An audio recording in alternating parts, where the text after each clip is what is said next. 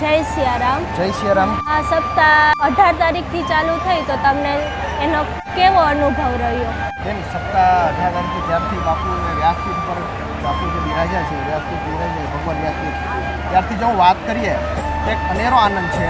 બાપુએ જીવનનું ઘણું માર્ગદર્શન આપ્યું, ઘણું શીખવા મળ્યું, ઘણું જાણવા મળ્યું. અને જે સેવાની સરવાણી જે ફૂટે છે, આ કાર્યકર્તાઓ છે, અમારા સ્વયંસેવકો કામ કરી રહ્યા છે, રસોડા વિભાગથી માંડી અને દરેક વિભાગમાં, પાણીથી માંડી શરબતમાં, કે જે અમારા કાર્યકર્તા વાગે આ ભૂતોનો હોય છે, આવું કોઈ દિવસ બને જ નહીં. આ એક બહુ બાપુનું સત અને ભગવાન શ્રી રામનું સત છે.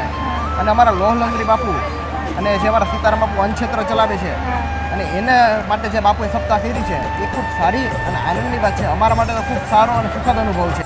આવો ભવિષ્યમાં કદાચ જ્યારે અનુભવ મળશે નહીં એવું અમને લાગે છે. અને હવે આ મોરારી બાપુના કથાના 2 દિવસ રહ્યા છે. એ દિવસમાં જેમ અમારા શહેર પ્રમુખ શ્રી ઉપેન્દ્રસિંહ વાત કરી એમ કે અમે જે ડૂમ બનાવ્યો હતો એ ડૂમની કેપેસિટી અમારે વધારવી પડી. રોજના 20-25 હજાર લોકો આવીએ છીએ.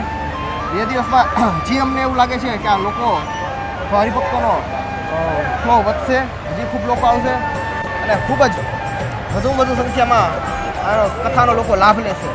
અને આવનારા દિવસોમાં ગોંડલની અમારા આ દાસીજીઓ પાટેપુર જે અમારા રમેશભાઈ ધડુકનો છે, આ જગ્યા તો એટલી પવિત્ર થઈ ગઈ છે કે અહીંયા હરેક ધાર્મિક કાર્યક્રમો થયા છે. અહીંયા રમેશભાઈ ધડુકની ગરબીથી આપ કદાચ જાણતા હશો કે બહુ સારામાં સારી ગરબી કરે છે. ઘણી વખત સપ્તાહના આયોજન હોય છે, જે પધારે છે. ખૂબ સારા આ જગ્યા પર ખૂબ સારા થયા છે.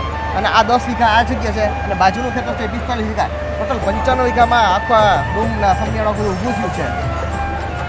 અને આવનારા દિવસોમાં કે અમારો એક જ પ્રયત્ન છે કે સીતારામ બાપુ કે જે અન્નક્ષેત્ર ચલાવે છે, ભૂખ્યાને ભોજન આપે છે અને આમ હાથ લાંબો કર્યા વગર એ વધુમાં વધુ એની સંસ્થા સારી બને, ખૂબ આગળ વધે અને વધુ એ લોકોની સેવા કરે એવી ભગવાન શ્રી રામના ચરણોમાં પ્રાર્થના કરી અમે. જય સિયા